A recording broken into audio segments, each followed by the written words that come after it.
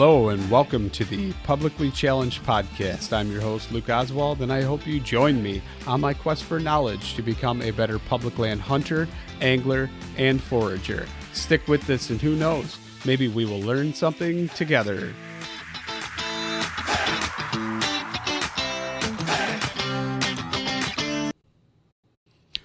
All right, real quick before we get started on the show, I'm just going to talk about Treeline Academy. You've heard me say it. I can't even tell you how many times. Mark Livesey is treelineacademy.net. That's treelineacademy.net. Sign up. Use the promo code PC2020. Save yourself $20. Can't say it enough. It's awesome, amazing, most comprehensive e-scouting course out there. Check it out for yourself. Sign up. Use promo code PC2020. And now let's get to the show. All right, so I'm sitting here and I'm talking to Tim Clemens. And Tim, I'm going to let you take it away and introduce yourself. Okay, great. Thanks for having me here, Luke. My name is Tim Clemens. I'm the founder and owner of Ironwood Foraging Company in Minneapolis, Minnesota. And I'm a professional full-time forager.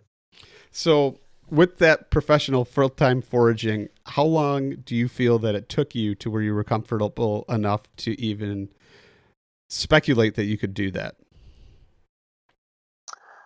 Well, I think I always had the seed in me that I wanted to do it professionally. And so I hit the books extremely hard. Every day I was out in the field, all seasons, just looking at everything I could, just casted a wide net.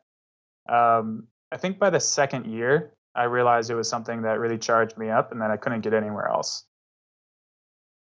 And that's when, it was like, this can be a business. This has to be something that other people know. I can't believe other people don't know this. And now it's been about 8 or 9 years, I think. Time is a construct. So yeah, it's been about 8 or 9 years. So you could say that I have like a PhD in it now. If that was college, I'd have a PhD. Or a really lazy master's. I know that your meme game is pretty strong on the old social. And I'm going to say 60% of your memes, I know what the heck you're talking about. The rest of it, sometimes it goes right over my head. But I'm guessing you kind of really pour yourself into whatever you get into and kind of go with it as far as the studies. So it's pretty neat. So how long before you decided to go full time on the foraging thing? Well, I'd say probably 4 years in, I decided to give myself a plan.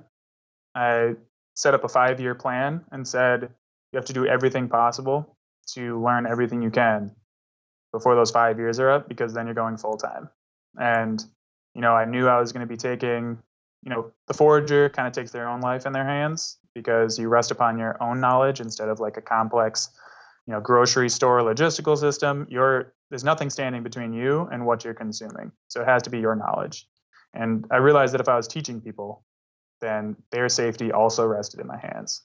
So I took that super seriously. And so it probably took me 4 years to realize I needed a 5-year plan, and then I made it. And that started last year on April 4th was the end of my 5-year plan, and it worked out perfectly. Right into the lockdowns, huh? Right in, yeah. People really wanted to. I've never seen more people in the public parks than I did this year. I mean, to say it was probably a 20 or 50-fold increase, I don't think is hyperbole. There was a ton of people out there. Wow, that's crazy. So what was the first thing that you foraged or found on your own that you were confident enough to eat? Good question. I had 2 false starts getting into foraging. So once when I was 7 or roughly there, I ate gooseberry. Didn't know what it was. It just, my child brain was like, you gotta eat that. And so I ate it not knowing what it was, and it turned out fine. It was great. What was it? Forgot what it was. Can you? Gooseberry. Okay, gooseberry. So you ate a gooseberry, and so are gooseberries poisonous? So gooseberries are not poisonous. When you eat them green, they're extremely tart. Okay. And so I really like that. And then that was a false start. I didn't get into foraging after, at the age of 7. Okay. I think I was 18, like 17 to 18, and I was on a jog and I came across, it was August, and I ran next to a tree that had big orange fruit on it and just covered in it. And I pulled one of them down. It seemed all right. Like I was not applying any of the safety measures that a forager needs to. But again, I ate this fruit. I looked at it and I said, "Oh, it Persimmon? has." Was it a persimmon? So this wasn't. No, this was an American wild plum. Okay. Yeah, Prunus americana. So, And so I one big seed, and that told me stone fruit. So I thought I was fine, and then I had to look it up afterwards, which is not what you should do. why is it that any of the foragers that I talk to, though, or anybody that's fairly successful and actually does it for a full time or something like that, they all have stories like that where they just had that instinct and they wanted, you know what, I'm going to eat that. And then afterwards they start questioning themselves. But at the moment they were like, you know what, I'm going to do that. It's, it's kind of interesting that that all Yeah, it's funny. happens. Yeah, I don't have a poisoning story, but Samuel Thayer is one of the foremost, if not the foremost, foraging author, especially for our Upper Midwest. He has two poisoning stories where he didn't actually poison himself, but he thought so much about the fact that he may have poisoned himself that he psychosomatically poisoned himself. So he started hyperventilating, lost feeling in his arms, like he was like, "Oh nope, now it's reinforcing that he poisoned himself." And so he like I think he went into the hospital. I'm not sure, or he just wrote it out. That's funny. So yeah, those stories are common. That's. I was talking to another guy that same thing, same scenario. He was talking. He was actually telling me that there was they were all sitting around. A bunch of foragers were sitting around a campfire one night, and Sam Thayer was there, and a couple other people, and it was all telling stories about stuff that they ate and thought maybe they poisoned themselves, and they're like, "Oh, this is it. Why did I do that?" That's pretty That's good. awesome. I don't have any of those stories. I'm still in the skepticism phase, I would say. But what would you say to somebody that is kind of still in that skepticism phase? Like, how do you overcome that? I don't know why, but like I can identify something, I can see it in the book and go, okay. And then there's still just that little bit of embedded fear because we've gotten so distant, it seems, from those ancestral roots that yes, this is good, you can eat this you can't, that now unless it comes from a store out of packaging or something like that, or you grew it yourself in your garden, that nobody wants to eat it. How do you overcome that? Well, that feeling of skepticism, I would say trust it. A lot of people try to get rid of it far too soon, and they can get themselves into trouble. It just so happens there's a lot of things that aren't poisonous out there, so your chances of seriously poisoning yourself are low. Um, but the risks can be death, depending on what you're foraging for, especially for mushroom plants. So listen to the skepticism. Me personally, I remember how like I was just blown away that I could eat things outside, but I was fearful of them. I would find, for instance, a mushroom or a fruit probably 3 times and identify it confidently each time, but I still wouldn't be eating it. So after the third time, I would taste a little bit, see how that went. Um, yeah, mostly just listen to that feeling because people don't listen to that enough. Actually, there is a point where skepticism turns into phobia, and you just got to make sure it doesn't go there. And Okay. consulting with an expert is the best way to bridge that gap. So where do you find said expert? Where would somebody go about finding that expert? Um, let's see. I mean, do a Google search for your area, because region-specific experts are what you want. Like, if someone wants to forage in Minnesota, maybe they have a trip planned here, or like northern Wisconsin or something similar, um, I would be able to tell them things. But if someone's in Florida or Missouri or California, I'm out of my depth, and I wouldn't be able to answer their questions except in a very general way. So typically, a Google search with maybe the closest large city or just your state can help you narrow things down. If you're looking for mushrooms specifically, you can look for, you know, I'm also the president of the Minnesota Mycological Society. So mycological or mycology is the study of mushrooms or fungi in general. So, throw that in to Google or Mushroom Club, or even go to the closest university and inquire in their biology department if they have, any foragers or a mushroom club or something like that. Facebook is a really good way too. There's a Yep. lot of groups on Facebook. It's probably the only thing Facebook is good for anymore, um, unless you like getting angry and fighting with people, decent people. Yeah. So foraging groups on Facebook, amazing. Instagram, fantastic community for it. I've kind of noticed that. I mean, it's pretty much like the only thing that keeps me, well, other than the podcast, obviously, on social media is just the experiences, relationships, the connections that you make with people of, the same type of interests and stuff. I find that really fascinating. Try Yeah, to it's the best stay way to away use from social all the media. politics and all the other garbage, because truly that's what it is. But Yep. yeah, I agree. So like I've noticed I've went on like eattheweeds.com or something like that before, but it seems like it's kind of outdated. Like, Yeah, Mean Green Dean. Um, Green Dean, he has a lot of good stuff to say.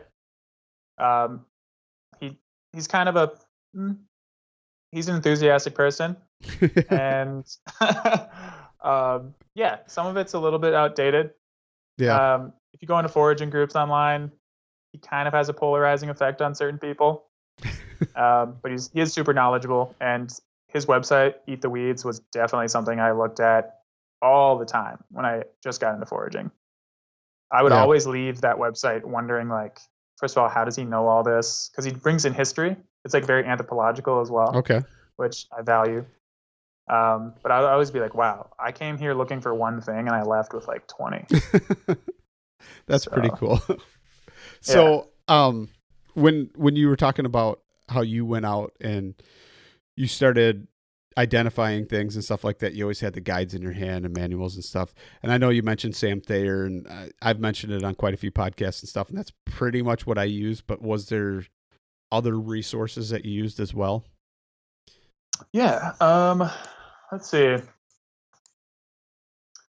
Well, the people I took classes with starting out were probably who I really have to give the biggest thanks for, because how you plant a seed or how you start a sapling is probably the most important thing that decides that being's trajectory, and their growth and their ability to grow effectively in the long run. And so I learned a lot from my Ojibwe language professor at the University of Minnesota.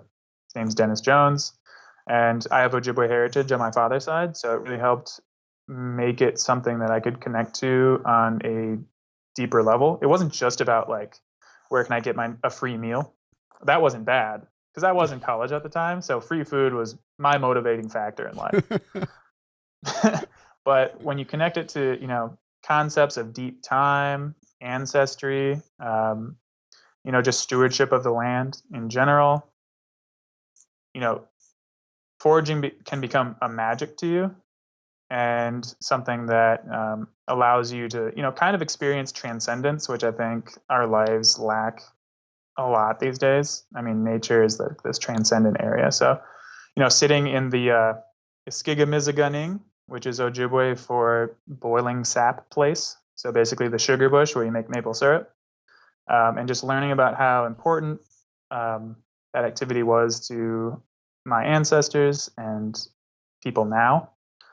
Just it made the roots go deeper of foraging. So good people are necessary. Um, yeah, this like we said, social media, books in general. There's a really good website called fallingfruit.org. I'm not sure if you've I've seen that never one. heard of that. What's that all about? Yeah, Falling Fruit is it's just like it's like Google Maps, but overlaid over the map is like all the edible food on the landscape.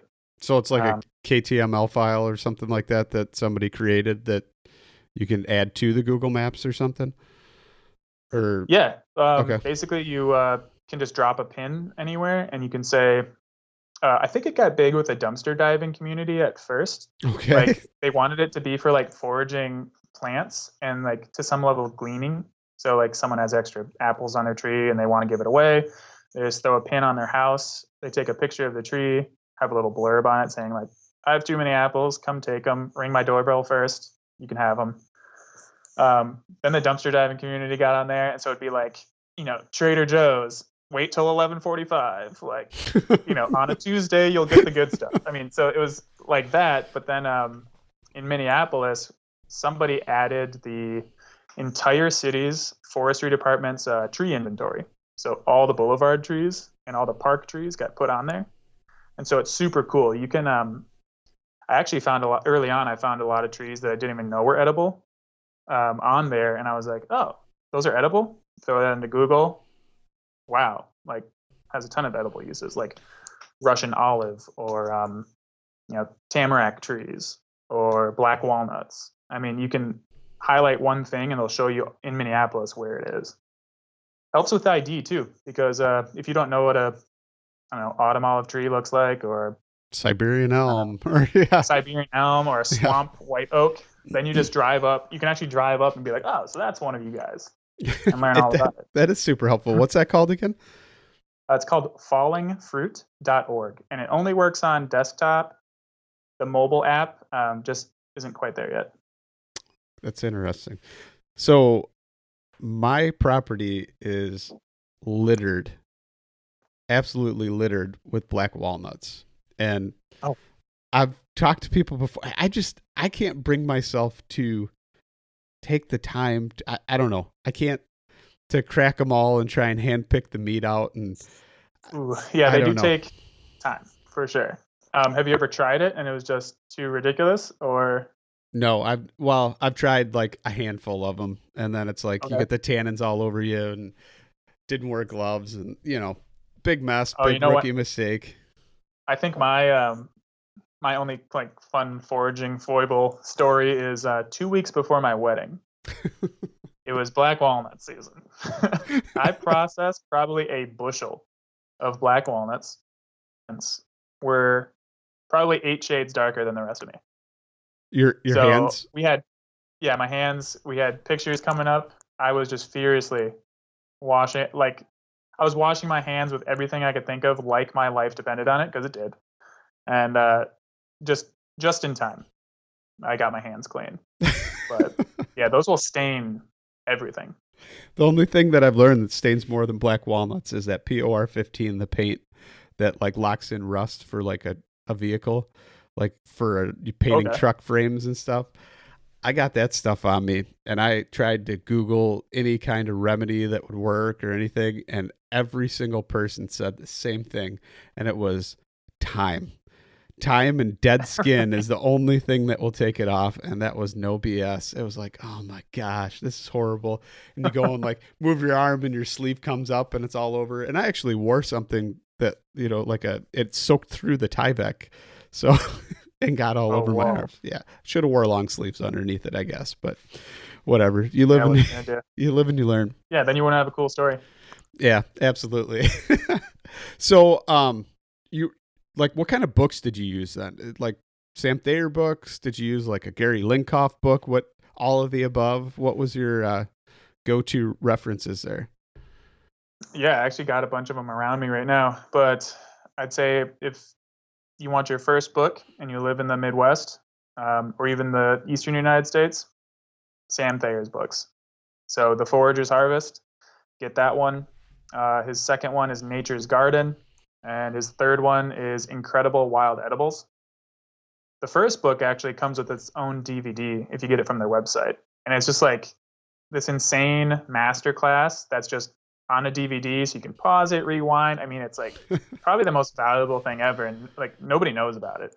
It's sad to say I have it, and I've yet to watch. I have yet to watch it. I've got 3 little kids. You've got to watch it. Got 3 little kids, so normally the TV is dominated by bubble guppies or whatever. Okay. So that is true. Yeah, you gotta sneak off. You gotta like find some time to just sneak off and watch Sam Thayer teach you about how to eat everything.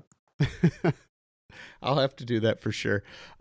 So I recently just got a new cookbook, and I'm pretty sure it was something that you posted. And I was like, oh, I've heard of him before. I've heard him talking, and I ended up ordering it, flipping through it today.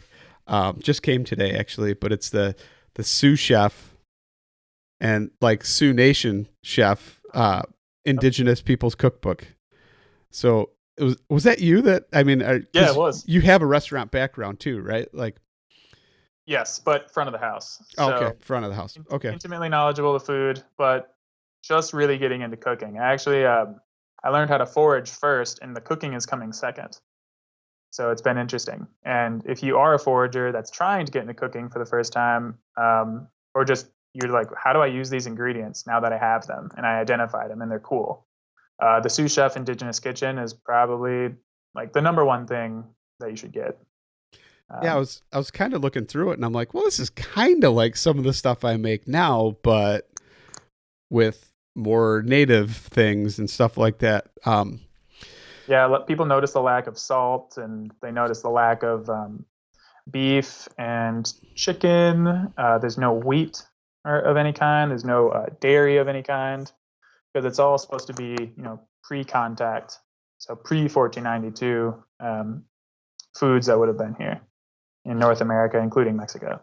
But technically corn is grass, right? I mean, Yep. didn't the Indige actually grow some types of grain or harvest? I mean, they harvested, obviously, like up by you, they harvested wild rice like crazy, but I mean, they still grew and had some agriculture, right?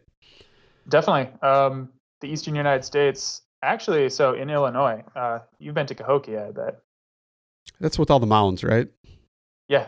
Yeah, long time Honestly, ago. Yeah. one of the most fascinating places on the planet. And most Americans don't know it exists. It's actually getting a little bit more popular. I've started to see certain science publications posting about it. Like Pop Science, like Bill Nye and stuff. They'll mention it. Cahokia was one of only 10 or 11 places on the planet where agriculture was independently invented. So Cahokia was this large metropolis, had about 40,000 people. It was larger than Rome and London at the same time that it existed. And they grew about 8 different plants. So they had massive agricultural fields. Corn became, one of those plants later on, but they actually started with a lot of plants that we can, kind of still find today, but they're kind of difficult to find. We do regard them as like agricultural pests or weeds. So let's see, we got Chenopodium. I think it's Berlanderii. That's like related to quinoa. Okay. That was a big thing over here. Giant ragweed was another one. So what would they use the ragweed for? I mean, like the seed or? Seeds are Okay. very oily, and they had domestic cultivars at the time, so you can actually find it in the fossil record, not the fossil record, the archaeological record, and you can see the seeds get bigger over time.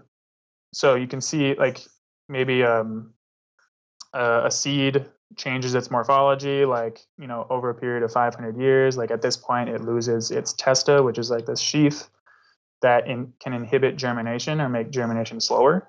And so you can see that it actually get bred out over time. So really cool agricultural things going on. It's called the Eastern Agricultural Complex, and most people don't know about it. Interesting. We always think about Mesopotamia being the birthplace of agriculture, but Illinois and the Ohio River Valley, these are all places that agriculture was invented here. So it's super fascinating, and you can still find those plants today. That is pretty cool. Yeah. Gonna have to check that out now and maybe pay another visit that I'll actually remember it. Yeah, that's definitely cool. So what kind of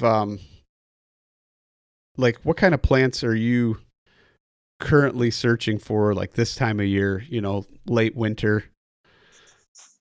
Oh, good question. Minnesota's pretty, inhospitable. I mean, it's not too much different, but for some reason in Minnesota, we get this, whenever you see like a cold front map of the entire country, it Yeah. goes like Canada, like the coldest is like Canada, Canada, Canada, and then right when it gets to Minnesota, it dips down. It's like, and you guys in particular, and then goes back up to like Canada being cold. Yeah. So we get like these random negative 60-degree like week periods every winter. It's ridiculous. But we do still have stuff to forage. People think there isn't. Some good things are high bush cranberries. They're really good. Are You those like definitely, most of those are definitely froze by now though, right? Like, yeah, for yeah, sure. Yeah, they're definitely frozen, maybe shriveled, and then that gets into like the foraging mindset of just because it's not pretty doesn't mean it's not delicious, and you know that's a big thing to take into foraging too. People want produce section, beautiful foods. They super think that genetically modified, yeah, polished with wax in somebody's barn or wherever. I still don't. I can't. I have to peel an apple. Like if we're gonna talk right. about that. If I'm gonna, I 90% of the time I don't eat the skin because it's garbage. It's polished with wax. It's horrible. Why would somebody do that? I just don't get it. Right. Probably, I mean, almost certainly still has residue. I mean, even if it's organic, Yeah. they're definitely allowed to spray things onto the plants that you would not consider to be organic if you knew about them. But there's big money in making sure people don't know about them. Um, but there's a whole list. There's like 80 different chemicals that an organic farm can use. Right. And that wax or that vegetable wax on the coating of the apple really serves to keep that on. So even if you think you're washing it, like giving it a quick rinse in the sink, which is more than most people do, you're still not getting through that wax, and you're definitely eating a residue. I don't worry about it too much, but it's definitely there. It imparts the taste though. Like I taste it different than if you went and I pick an apple from the tree in my yard, which I recently discovered were all clones from the original. Blew my mind. Absolutely blew my mind Right. that it wasn't a Pippin. It was actually a clone. It was a graft. And that I couldn't believe that. My whole life I'm like, "Oh yeah, apple trees, you could probably take a seed, plant it." Absolutely not. It doesn't work Yeah, like they that. don't breed true. Yeah. And So have you ever considered like grafting some pears onto there? Because you can graft pears onto an apple tree. I have not. I do have pear trees. There you go. But yeah, they're not good producers, though. I gotta say they are not good producers. I need to find a different variety or something. But um, Bummer. Yeah, we have a ornamental up here that is popular as a boulevard tree, and it's an ornamental pear. I don't know what cultivar or anything like that, but every 3 years you just get more pears than you could, you know, throw at people. that's awesome. That's awesome. Yeah, So let's go back to the high bush cranberries. I'm sorry I totally sidetracked you there and started talking about the no, that's apples. perfect. But so the high bush cranberries, people don't like them because they don't necessarily look good, and don't want to eat them along with a lot of other things. And you were saying keep that mindset. Is there like other things that you could go into a little bit more in detail about? Like, hey, this doesn't always look good at all, but it would still taste good. Yeah, I think another one is that I harvest this time of year that fits that perfectly is the crab apple. I mean, just the name crab apple, people are like, that's not something you eat. Some people think they're poisonous. I mean, and when they look the best, which is in like late summer, fall maybe, they're beautiful. That's not the time to eat them. That's actually when they're the worst. The time to eat them is now in winter when they're still on the tree. They're wrinkly. They might look mushy. In fact, when you squeeze them, they turn to mush. This is the best time to eat them because now they're these tart little packets of sweet applesauce, So are you just just ready made for you. so you're just literally taking them, squeezing them in your mouth, and going that way? Okay, not Oh like yeah. taking them and making applesauce. And is it true? I got to ask this. That's the only native apple species to the United States, right? Yeah, there's about four. There's about four native apple species, and I believe they're all crab apples. That's interesting. So the other ones came from Europe or brought over from other Yeah, regions, or originally Asia, so they're actually not. I don't think they're native. There might be some species that are native to Europe, but I think Asia is actually where apples came from originally, and then they traveled to Europe, so kind of jumped around. There Very was interesting. there were Johnny Apple seeds elsewhere. I can guarantee. Yeah, I always find that fascinating.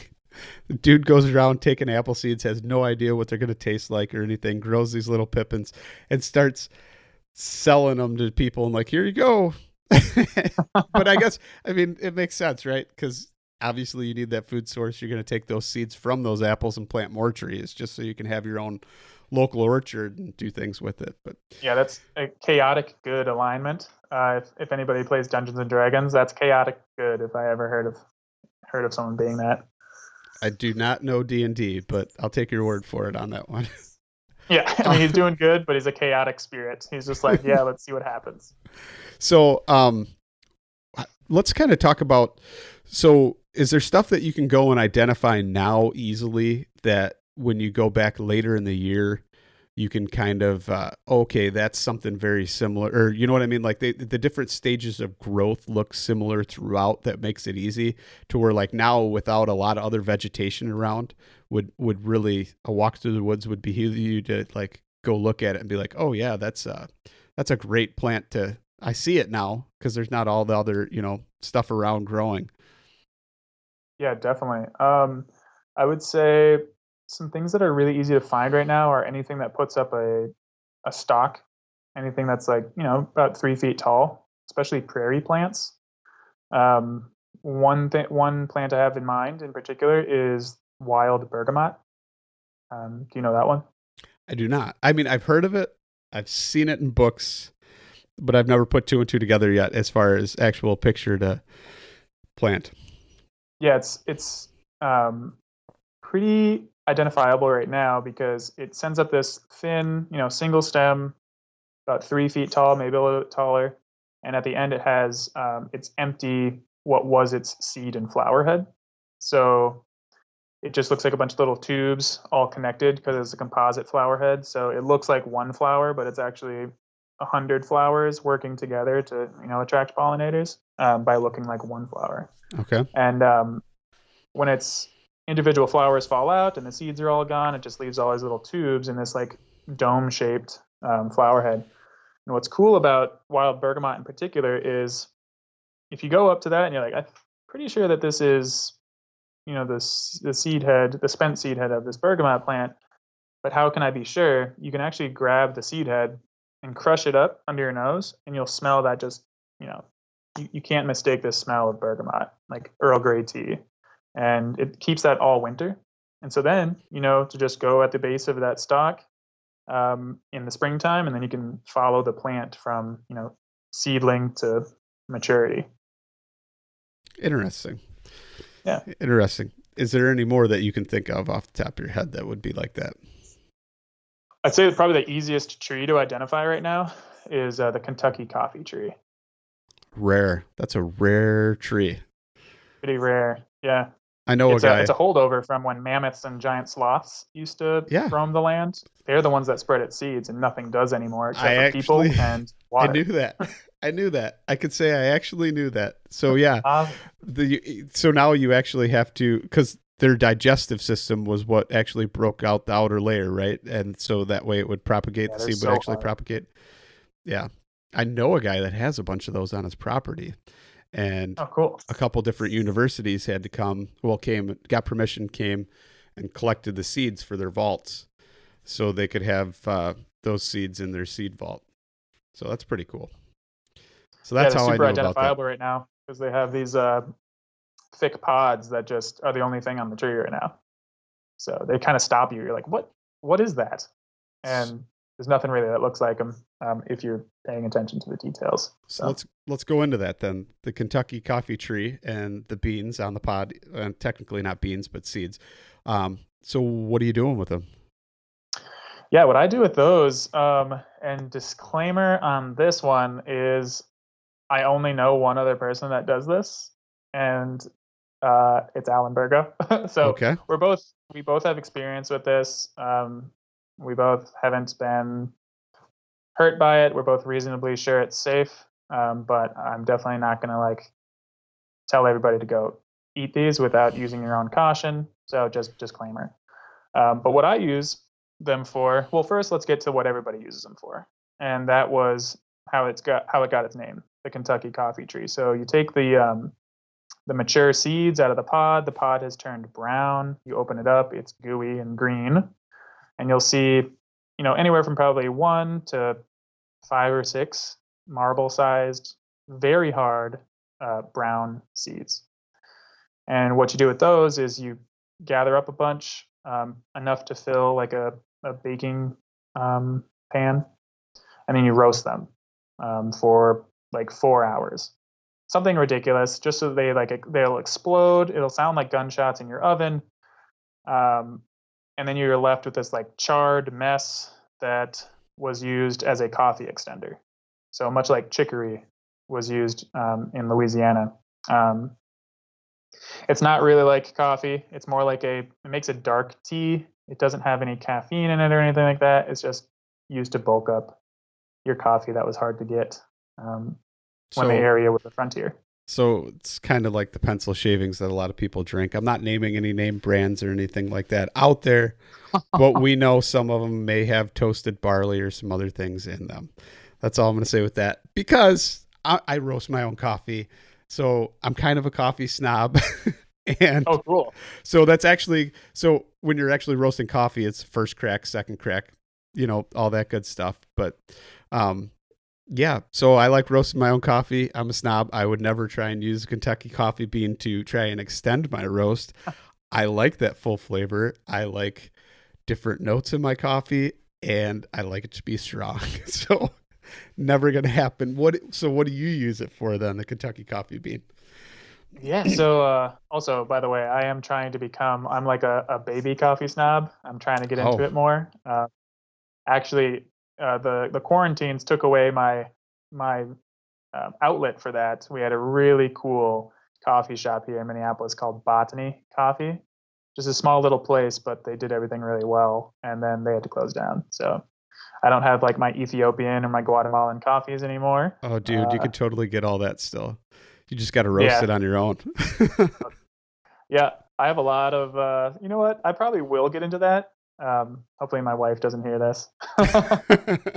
I already do so much stuff. But yeah, what I use the Kentucky coffee seeds for, and why I actually kind of changed the name of the tree, I just call it the coffee nut tree instead of the Kentucky coffee tree.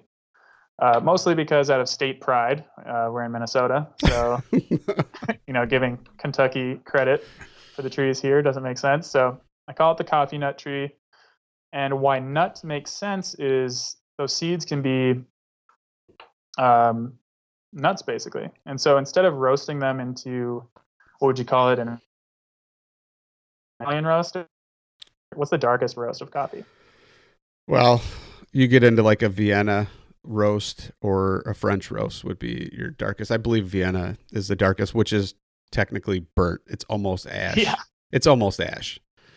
But that makes sense. So what do you? So yeah, instead of doing that, I do like a blonde roast of these nuts, and you kind of have to do it by feel. I have no numbers for people to follow if they want to do it, but you set it to 250 or so, and then those nuts, you wait like about 40 minutes, and you start cracking them open with a nut cracker, one at a time, at about the 45-minute mark.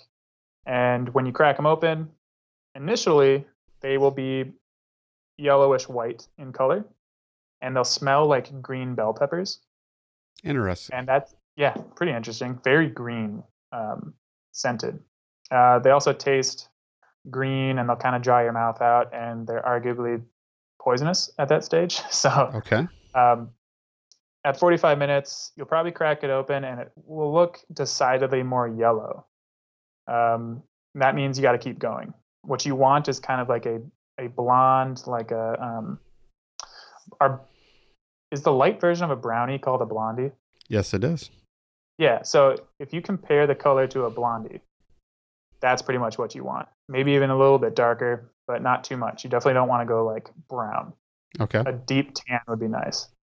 Then you can eat them at that point, and they're delicious. I'd have to say they're probably like peanut butter, but they're not really. I mean, that's just the closest analog. That's interesting. So what is it that you're cooking out of them that possibly could be somewhat toxic or something? The green. I mean, is it like a level of arsenic or something It's a like that? really good question. Like It's apple definitely seeds some or alkaloid. okay. It's just, yeah, because yeah, I know it's an alkaloid of some sort, but I'm not sure exactly what it is. And I'm not sure if it's known what it is. So Because I mean, even if you have like a full chemical inventory of what's in there, you'll find a lot in foraging if you get into like the food chemistry of mushrooms or certain wild plants that even if you name every chemical in there, there's a lot of chemicals in there that we actually don't know anything about. A lot of right. mushroom proteins are just named like protein X995, things like that. Because they don't know what the compounds are yet. That's Yeah, not at all. yeah, Totally novel. that's pretty amazing. But so like an what is it, an oxalic uh calcification or something like that? Like there's crystals or something that when you touch it to your tongue, I've heard things like that. What is that about? Yeah, oxalic acid. Okay. Um, yeah, I think it's oxalates. Um, yeah, I wish I knew more of the chemistry. It's like calcium oxalate, I think, is like Okay. the neutral version. But yeah, oxalates can come in a form called raphides or raphides. I don't know how to pronounce a lot of words. I think what I tell people is if you're trying to pronounce Latin, um, just say it with confidence, and Fake it you're till you make it. yeah, fake it till you make it. And also, if you mispronounce a word ever, it just means that you learned on your own, or you learned by reading, and people really respect that. So never feel shy about just like giving it the good old college try, saying a random word. So these raphides or raphides are little like stabby bits that get into your tissues and inflame them greatly. So yeah, if you eat a plant that has that, like skunk cabbage, which is what Chicago's named after in Ojibwe. Yeah. I'm not sure if you knew that. It's smelly onion. Yeah. Skunk cabbage. Yep. Yeah, and so it's from Jagag in Ojibwe, and that's where you get Chicago or Chicago. Yep. It means just the place of many skunk cabbages. And skunk cabbages are kind of this food that people think you can eat, and then people always try because they read some source that claimed it was edible, and they just like end up like burning their mouth, and then everything all the way from their mouth to wherever the skunk cabbage exits. Hopefully, it's just your mouth. Interesting. So Yeah. with that being said, pokeweed. You hear a lot of mixed things about that. Is it actually edible or not? Well, I guess I shouldn't say Yeah, edible definitely. because everything is edible, right? But whether or not it has any ill Right. effects to you is a different story than whether or not it's edible. But so you hear a lot of mixed things. I actually, when I was initially going out and trying to find elderberry, and I'm like, oh, I wonder if that's it. Oh, wait, no, that's not it. What the heck is this? And you find it growing all over the place. So, like leaves, stem, and then, of course, the berries, which probably don't taste good. I'm not going to say I know whether or not they taste good or not because they do not taste good. But, um, so is it edible? So yeah, with caution, I would say it is a toxic plant, but we eat a lot of toxic things that we just make edible, either by specifically changing the chemical nature of the plant, typically by or of the item, typically by cooking. Renders a lot of plants safe, but a lot of them, can't be made safe by cooking. So maybe people dry them or expose them to some sort of natural acid like vinegar. I mean, there's like all these things we do and we kind of take for granted. I mean, like even raw kidney beans uh, can kill you if you eat them, but nobody goes down the bean aisle and is like, oh, scared of the kidney beans. We just Right. know that we cook them, and who's eating a raw kidney bean, honestly. Um, Or a so truly yeah, raw almond for that matter. yeah, oh, Yeah. exactly. And yeah, so pokeweed or Phytolacca americana, they are edible with proper preparation, and you have to pick them at the right stage. I've actually only eaten them once. They're not a big thing here in Minnesota. And the one time I had them was in Michigan.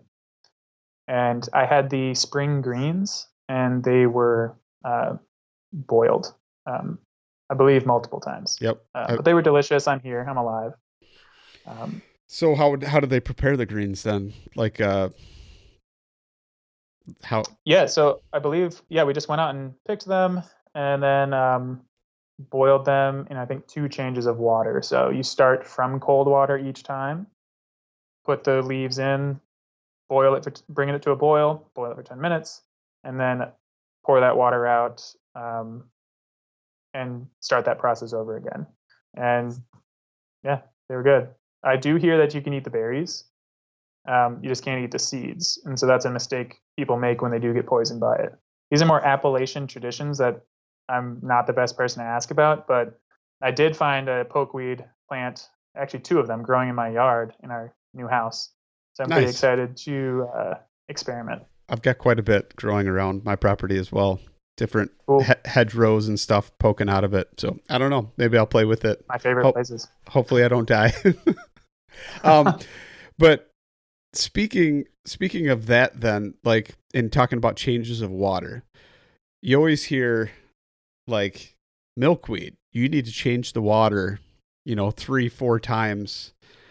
Is that really true? Do you really have to do that, or is it one of those things that somehow somebody mistakenly maybe uh, took dog bane instead and did that and had ill effects, and that's why they now tell you to change the water? I don't know. I've heard things like that to where maybe you don't have to change the water as much. I don't know. Yeah, I don't think, in my experience, you don't have to change the water. I can absolutely believe someone mixing it up with dog bane because they look so similar. It's really like if you're going on visual cues alone and you're kind of casually harvesting, I could see someone harvesting dog bane at the, you know, At the the stage early where stages, right? it Yeah. looked like milkweed. Yeah, for Except sure. except one's Um, got like a pith and one's hollow though. So, right? right. And then one is a little bit furry and one's like totally smooth. So dog bane is totally smooth. Its stem is, A and little then bit of red. milkweed. Yep. If you're talking about common milkweed, Yep. Asclepias syriaca, uh, that has a little bit of like texture to its stem. It doesn't branch typically. Dogbane branches in maturity, so that's another good idea you've had feature. Common milkweed has pink flowers, very distinctive flowers, and then dogbane has like greenish, subdued white, very small flowers that you almost won't notice. So Uh, it's bitter tasting, and common yes. milkweed isn't. So would you taste the milkweed sap on its own? Yeah, you can do that. You're not gonna get sick from it. I wouldn't drink like a shot of it, but you can definitely dab it on your tongue, and you'll taste that it's has no taste or mild, and whereas the dog bane's gonna be bitter. So. So with that being said, then, so you just take your milkweed pods and fry them up, or put them in a stir fryer or something like that, without even doing any boiling or changes of water. Um, so I've had these prepared for me, and I only made one small one time. So I haven't gotten into the cooking. Like I'm kind of like I know the ingredients, and now it's time to revisit the ingredients and actually cook them for myself. Okay. Alan Burgo actually has a really good has multiple really good milkweed recipes on his website. Forager Chef. So like, because I've taken the pods and I've boiled them with just one change of water, but I'm still kind of wondering if it's possible that I don't even need to boil or blanch them in the water. Yeah, I think for best results, and this is just going off Alan's recipe, and my half memory of it is blanching is important first to get the best results. Um, when I make it, I do plan on making it into a stir fry, so that's going to be happening this year. Because I was also thinking about like jalapeno popper type, and even sliding Oh. like jalapeno inside of the pod and then breading it and deep frying it. So I don't Yeah, know, just experimenting. So then you get like the that cheesiness that of inside the, part's supposed to be like a cheese. Yeah. yeah. Well, I Oh, mean, yeah, let's be real. It does nothing taste quite like cheese, but it's for sure. it's definitely got like a cheesiness, kind of like a ground mustard seed with like some yeast has kind of the same taste as a cheese.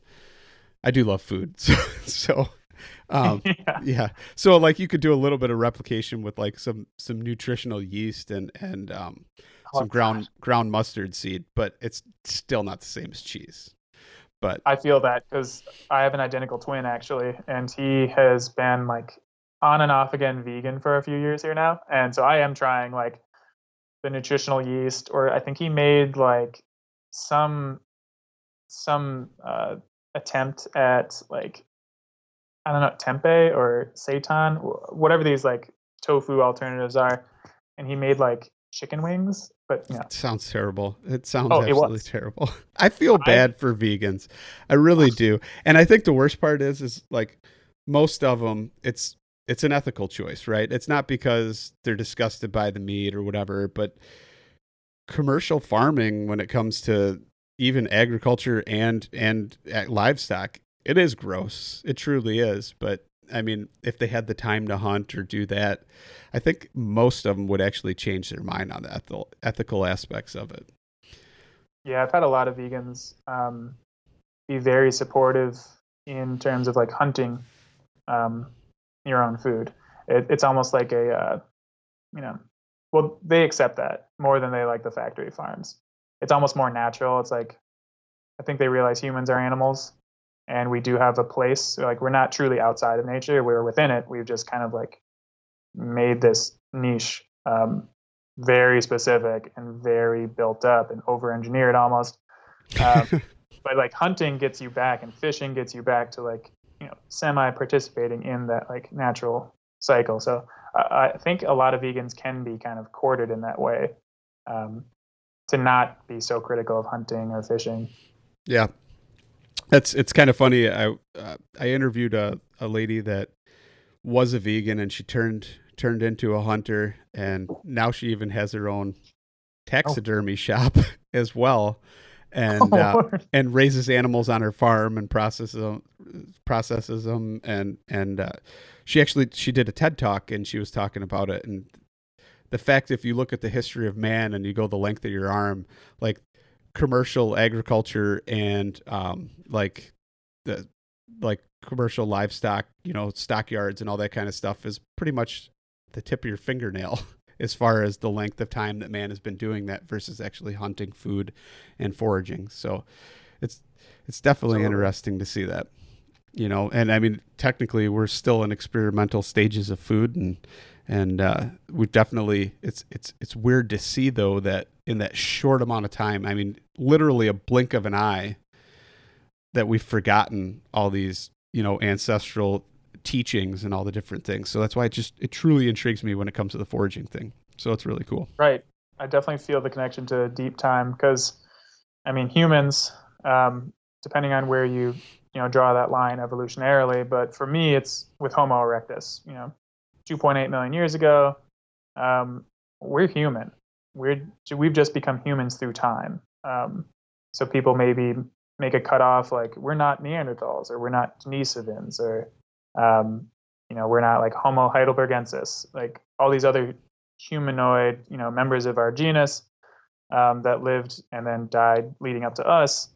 Um, the fact that we did something for millions of years and only so recently people have just totally forgotten it. Yeah. It is almost an entirely lost art form. Um, it kind of feels like a rebellion in a way, I guess. I don't know. I don't ever get that. Normally, like for me, when I talk to people about foraging, if they're totally not into that or just they're like, "What are you doing that for? Why would you want to do that?" Like that's the response I get. That's crazy. You're gonna poison yourself. That's like the typical responses I get. I never get like, "Oh man, that's so rebellious." But right, how many times has someone went to a restaurant and gotten food poisoning? Like Oh, yeah, they don't consider that to be like when you go out to a restaurant or you're in the grocery store, you're foraging. It's just, there's a lot of extraneous parts, but that's what you're doing. You're finding a food source on a landscape and then you're exploiting it, right? You're sure. consuming it. So if you go to that shoddy buffet and you eat that, there's seafood and you're like, oh, how long has that been out? And you still eat it. Well, you just made a foraging choice and like you made yourself sick. They didn't necessarily make you sick. And so like foragers just, we own up to the fact that we are the ones choosing our food, And so like like I said, I've never poisoned myself, but I have gotten food poisoning at a restaurant. So Yeah, I which is think we all safer? have, right? Yeah. Yeah, right. So with that being said, I think that's probably a good point to wrap it up and end this. But before we go, one more time, I'd like you to tell people where they can find you, reach out to you, take classes, all that kind of stuff. Cool. Yeah. If you are in the upper Midwest, or you plan to be, like if you're going on a trip to the Boundary Waters, and you want to learn about foraging in our area, you can find me at ironwoodforaging.com. That's my business. Or you can find me in my spicy nature memes at mnforager on Instagram. Yeah. All right. I appreciate it. Thanks for coming on and sharing with us. Thank you for having me. Have a good night. You too.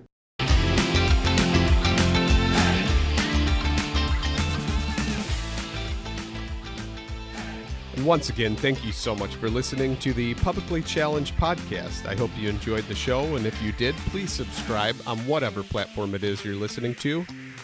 Also, if you could leave a review, that would help us out. And you can check us out on Instagram or at publiclychallenged.com. And once again, thank you so much for listening to the show.